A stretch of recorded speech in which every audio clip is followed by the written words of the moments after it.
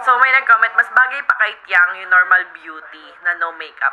Sa totoo lang, kasi dahil lagi kami magkasama, alam mo, parang nasanay na rin siya sa mga kagaya kong normal beauty na hindi pala makeup, pala filter, gano'n. Nasanay na, hawa-hawa ata yun, gano'n. Kaya tingnan nyo guys, napakaganda. O ayan guys, o diba, tinan mo, napakakinis, napakaganda, ang puti-puti. Ayan si Tiang, no makeup reveal.